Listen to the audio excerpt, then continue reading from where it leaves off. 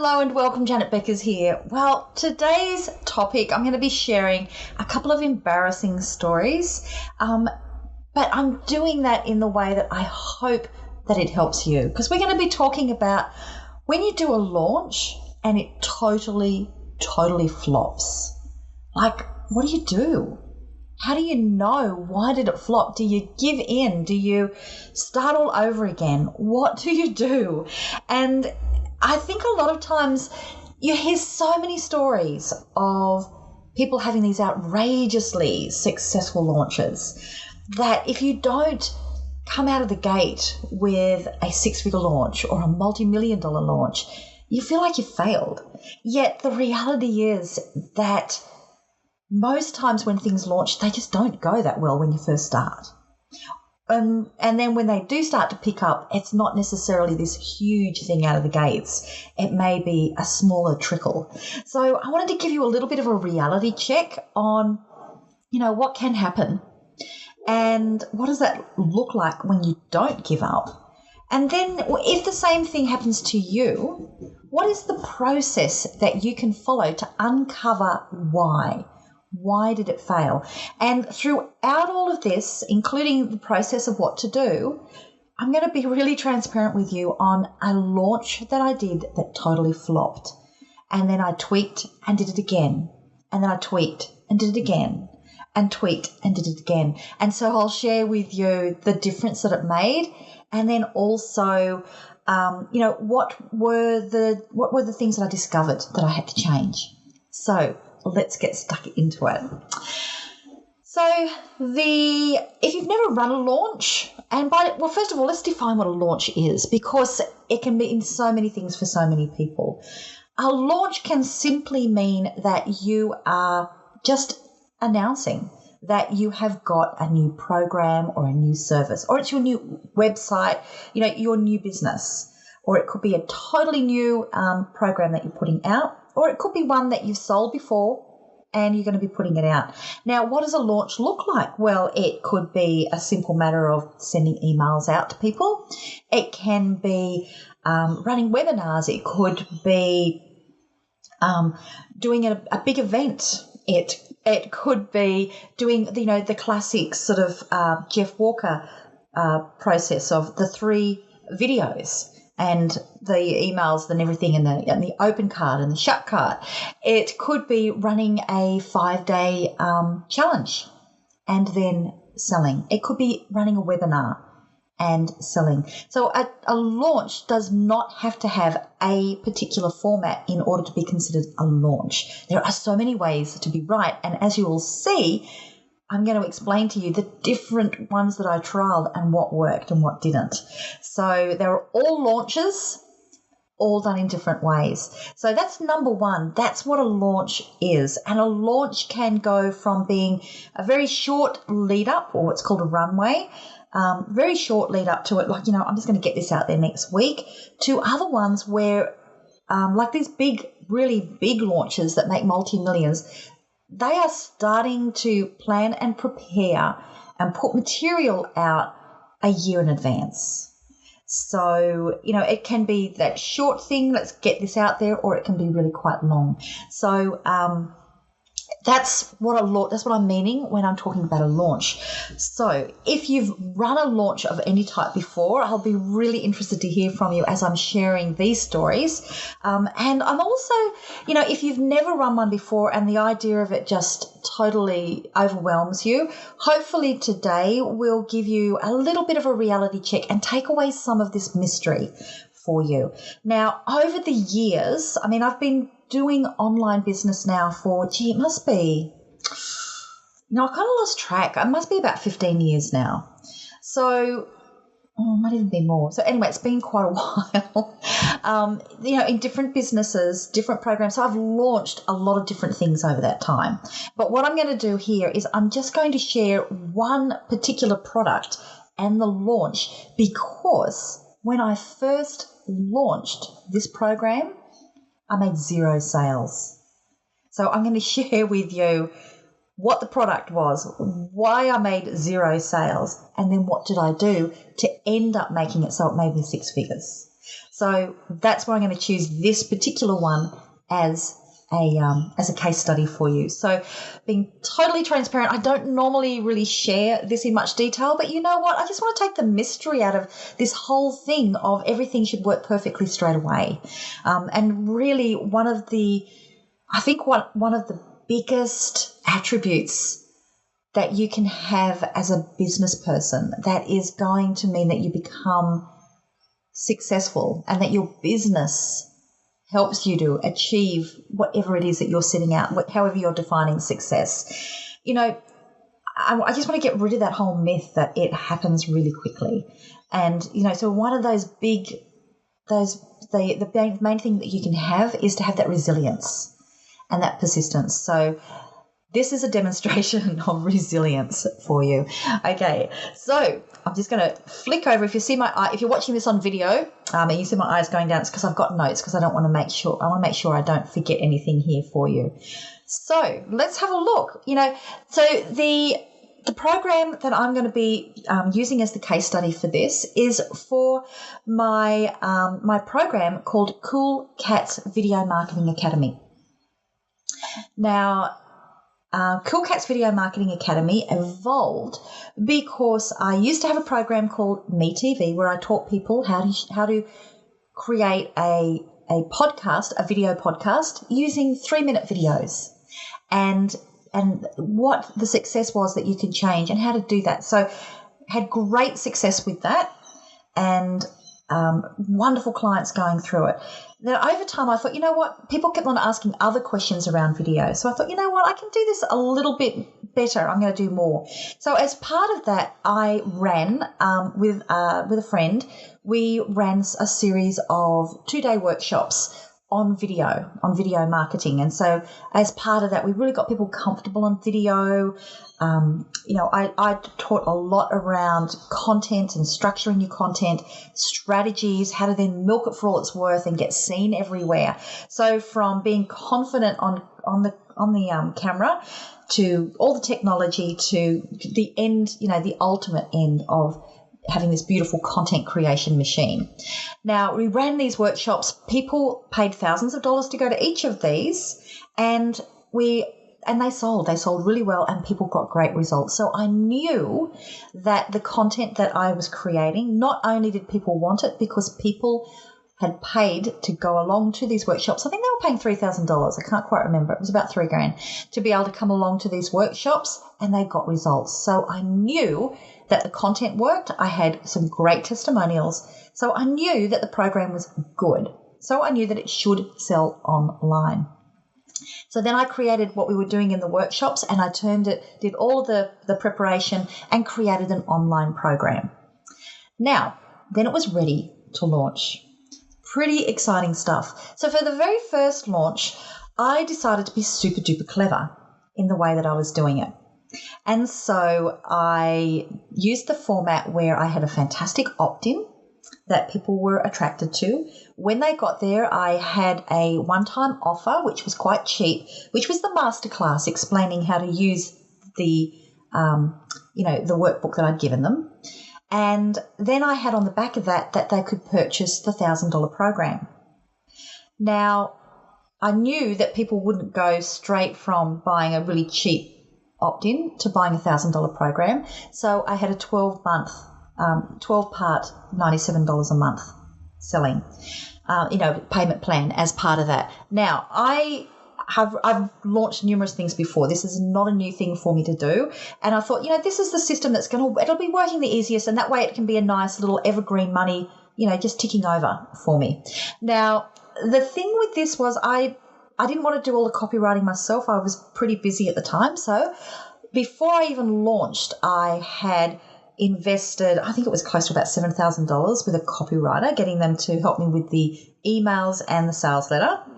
My team had been really flat out because I created a whole new brand, website, everything on it. Mainly because at the time my wonderful Web Women brand wasn't congruent. That Cool Cats program website has now cancelled, and we've moved everything over into Romance Your Tribe.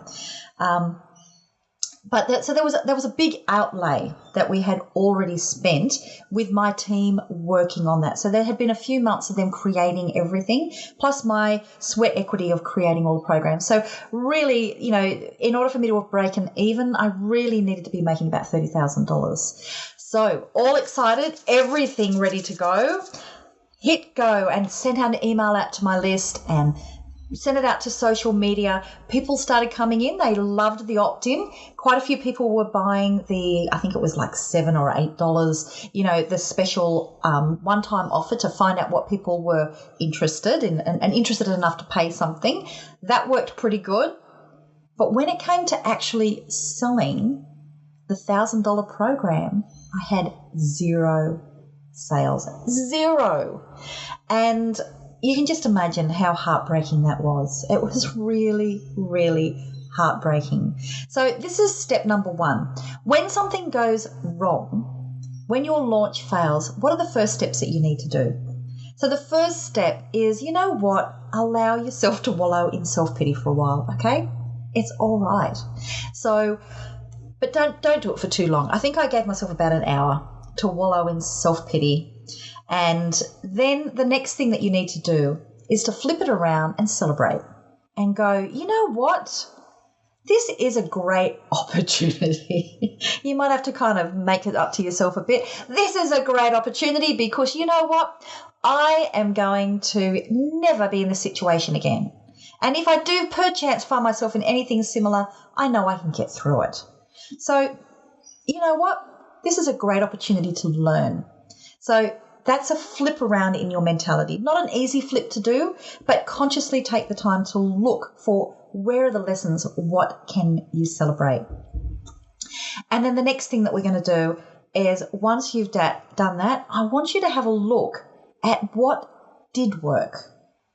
What things did work really, really well? Because there's always going to be in something, if it didn't meet your objectives, there are going to be certain things that did work really well.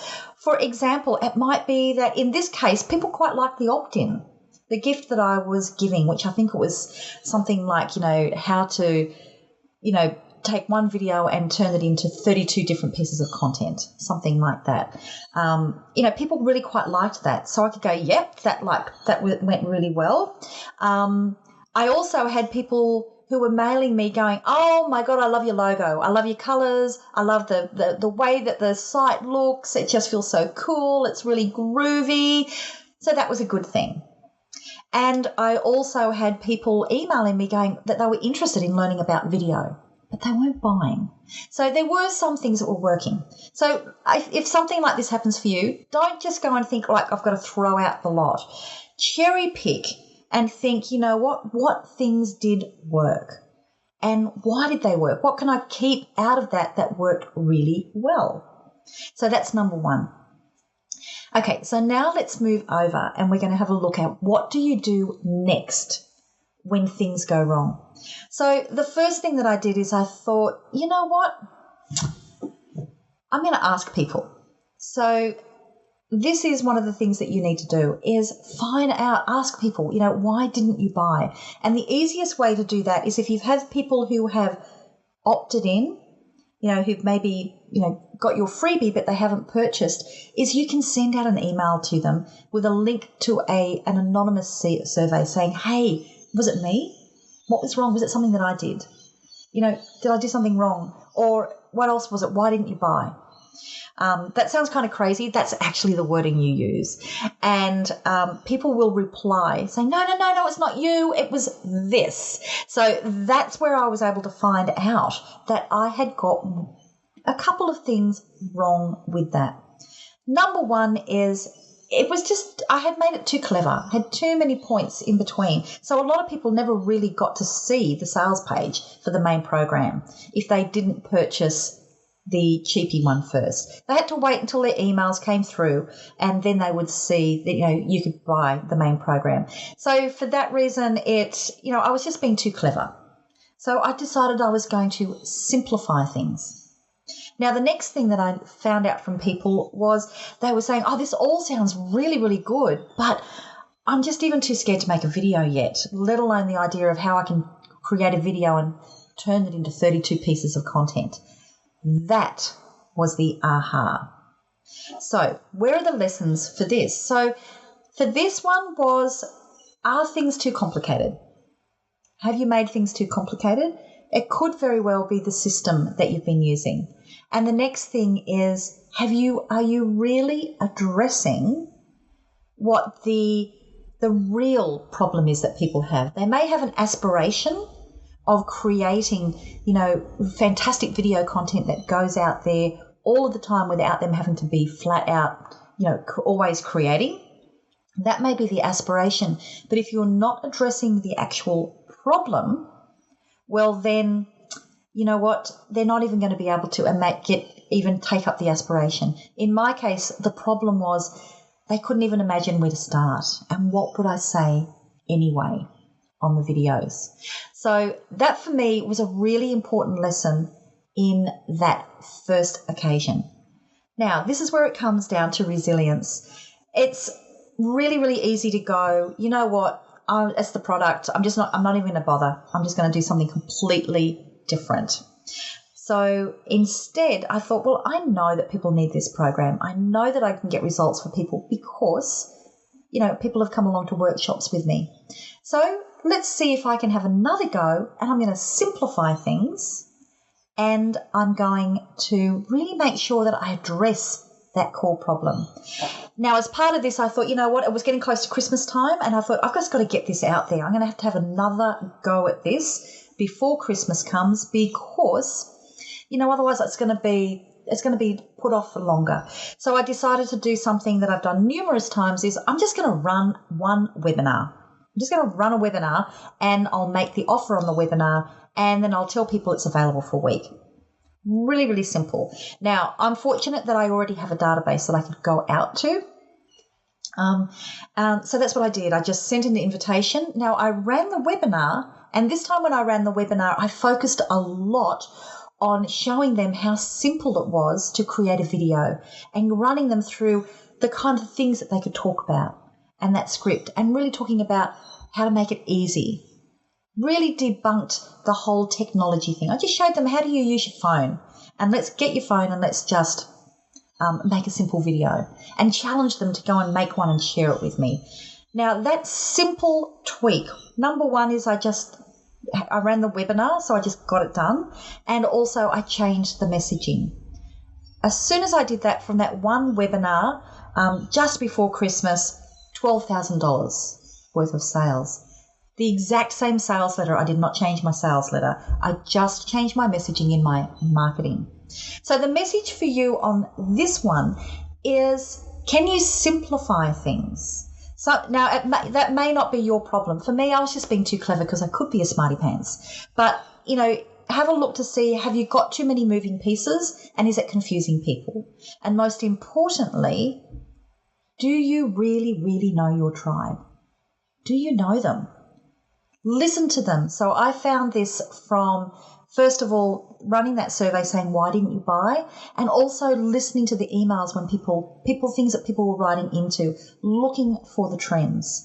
And that's how I found that. So make sure, you've got to go back and make sure you've got the right message. You really do, because there's no use talking about something that they really aspire to if there's something big that's going to block them even taking action to start with. So really have a look at that.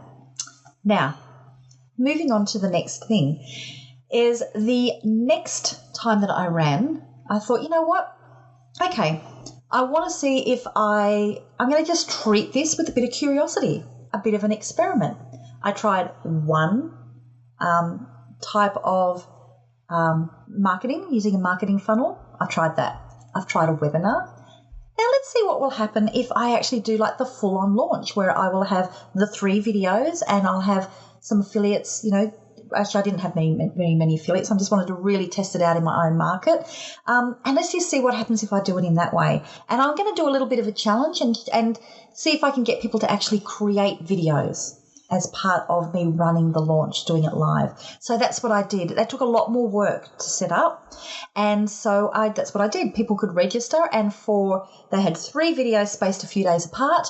Each one had a workbook that they could have some exercises that they could do. And then at the end of the third one, I said, okay, the doors are open and you've got a week. And of course, hammered them with with emails afterwards saying, why you should buy, answering objections. Now, this is a much more complicated system, but it's actually a really lovely one to do because people have a chance to really get to know you with the videos. And they get a chance to actually see that, yes, I can do it myself. So when I did that one, then I ended up with, I'm just having a look at my numbers here, so we made $45,000 on the front end on that. So for me, that was just testing it to our own market, and I thought, okay, this is a nice system, this works. So what I did then is I turned that into an evergreen, and I just started running traffic to that. And interestingly, the evergreen never worked. We've made great money through it, but it was never like the nice big lump sums that you get. But here is the interesting thing. That program, I'm actually going to be launching that again later in this year. But there's a lot that's changed in the way that you use video online in that time. So I've actually taken it off the market because I want people to have what's working now. And so it'll be fun to experiment with the different launches with that. But here is the interesting thing. If I had stopped at 0 sales, I would never have known that by me doing the webinar method and then doing just really to my own list, doing the 3 video traditional launch formula, I would never have made that money. And importantly, a lot of the people who did that video program then went on to become members of my other program, which sells for $2,000, and members of my VIP programs, because they got to know me. They got results with what they were doing and they wanted more help. And as a result of that, if I had given up at 0 sales, I would not have made hundreds of thousands of dollars worth of sales because of all of the other things that were sold on the back end of it. That's a huge difference, isn't it? So I just think that's a really lovely case study to have because I nearly gave up at 0. It was heartbreaking. It's really heartbreaking, especially when you've invested that money and that time. But I didn't give up. And so that for me, that's been a really good lesson in resilience. And it's a really nice case study, I hope, for you to be able to go and really approach everything that you're doing with that sense of curiosity. So now let me go through a bit of a checklist for you. Let's just say that you have launched a program, and it could be something small, something really big, whatever it is. You've launched something there and it hasn't worked. You've either got no sales or you've got only a few sales. Here's a checklist that you can go through to go in the right order of trying to work out what went wrong and what can you do better. Okay, so get ready to take some notes. I'm just going to refer over to my notes here. The very first thing is we've got to identify what this problem is, and I can tell you what, it is normally a numbers game. In my case with the very first launch, it wasn't. It wasn't a numbers game. I had my messaging wrong. But it's normally a numbers game. I don't know how many times people have done all of the work of doing an opt-in and, making it so that, they've got emails that go through to a sale. They've got everything in place, and then they will say, well, I tried that one and it never worked. I didn't get that many people who signed up for it, and I didn't get many people who bought. So the first thing you've got to do is work out, is this a numbers game? Okay, so when it comes to your opt-in, you're only going to get usually, I can normally get around 50% of people who land on a page will sign up, but that's pretty good. A lot of times you may only get 20%. Some people can get 70 or 80% if it's to a really warm market.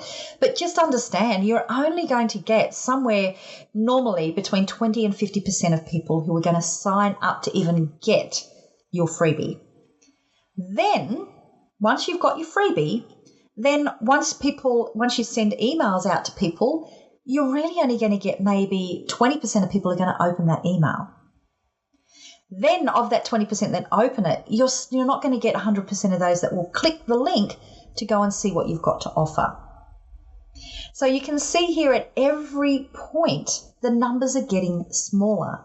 Now, you may only get, say, 5% who click an email that actually received it. So if you've got 5%, then if you're only ending up with, you might have 100 people who have opted in. You may only end up with ultimately, or 100 people who go and see the chance to opt in, maybe only one sees the sales page.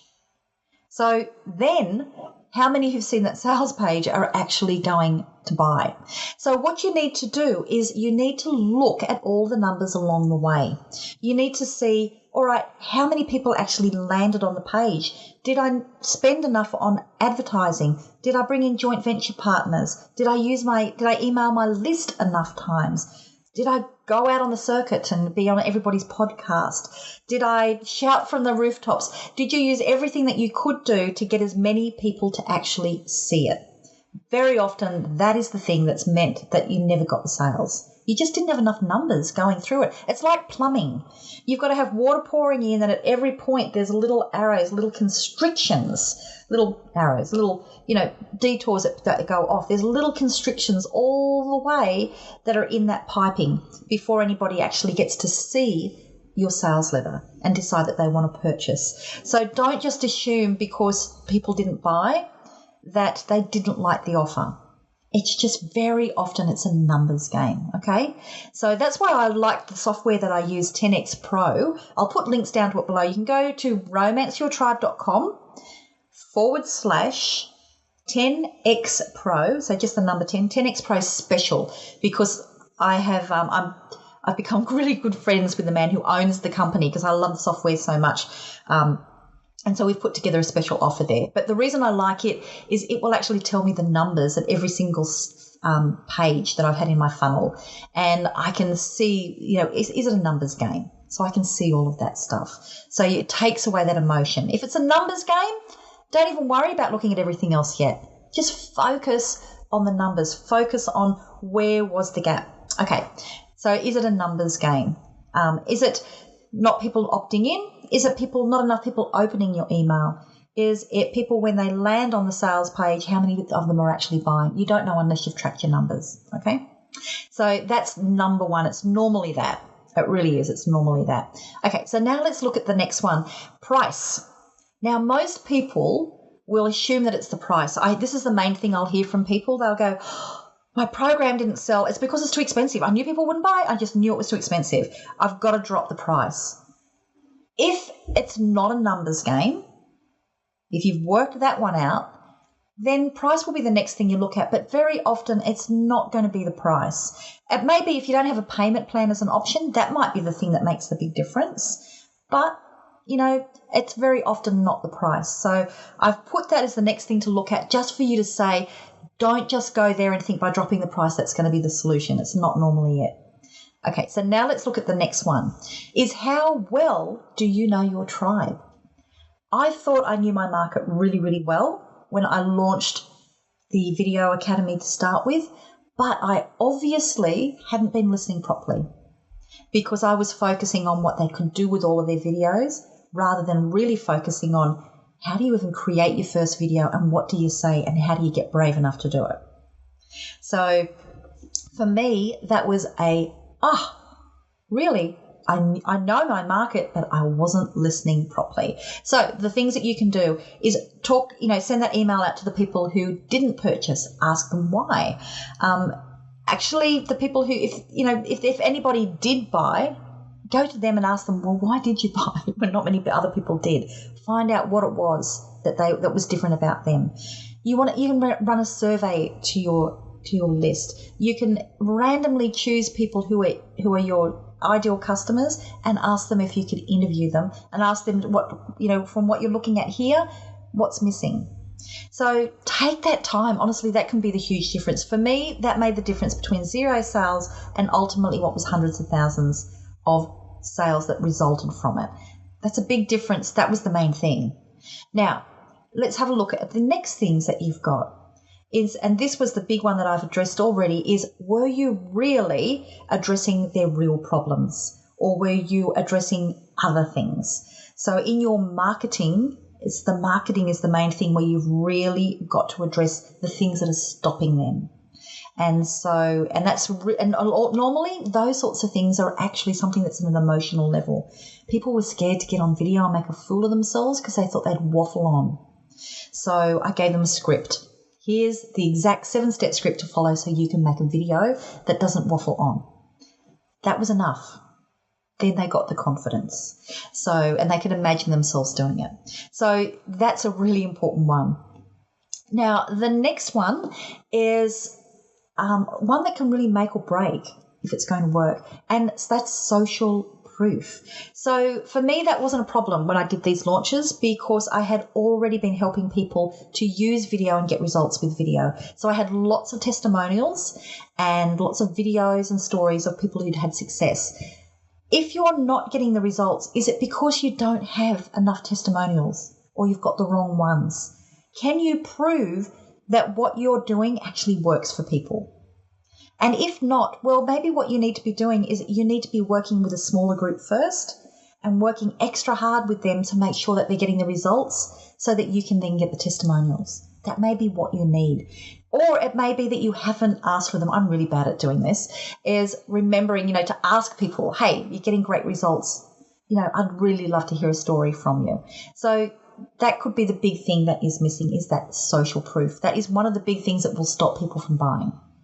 And the very, very last one is, have you given people enough time leading up to you launching your program where you have been putting content out there, where you're visible, where people get to understand and trust you? And if they have been, really getting to understand the way that you help people. So one of my friends that I've known through business, Stu McLaren, he refers to this as the runway, and he will be doing something like a 6 to 12 month runway of developing trust by putting out lots of videos and content leading up before a launch, and has found that the longer the runway, the better the launch. And so that is something that you need to be thinking of. And the nice part is if you have a nice regular routine that you're consistently putting content out there, you don't necessarily have to consciously be planning the runway so much because you're already doing it. So that could be another thing there. People just haven't had enough time to get to know you. All right, so that's my checklist for what to do if you do a launch and it totally flops. I would love to hear from you any ahas that you've had from this. This is something that I don't normally share. I've shared these stories with my VIP clients, but I don't normally sort of go into that detail publicly because sometimes it's a little bit embarrassing when you've been doing this for over 10 years. And that's the other thing. I've been doing marketing online, building my business online for over 10 years, and I can still put a product out and it flop. Like straight out of the gates, 0. But the difference is approaching it with curiosity, approaching it with a little bit of dispassion and seeing what can I do to improve this, and the results are worth it. So I would love to hear from you, your big ahas. Now, if you'd like help doing any of this, with getting your content out there, with using your video, even though we're doing the video marketing launch later in the year, but my VIPs already have access to all of the programs that we have. If you're wanting some help with attracting a tribe to you, attracting that tribe that absolutely resonate with what you do and see you as that tribal business leader that they want to do business with, that they want to work with. If you want help doing that so you don't have to keep on chasing people all the time, and so that when they do come to you, that you've got a lovely suite of group programs that means that you can help more people with working less. If you'd like help doing that, just let me know. Just drop me an email or a message. Tell me a bit about your business and what it is that you're wanting to achieve and what you're needing help with, and I'll get back to you and let you know which of the solutions that I've got that I think is the best one for you personally at your level, and then I'll be able to help you. Okay, so looking forward to hearing from you, and if you have a friend in business that you know that really needs to hear this, that this will help them either recover from a launch or to keep on going, please pass this on to them, because, you know, let's get out there and just have a go and do stuff. Okay, bye.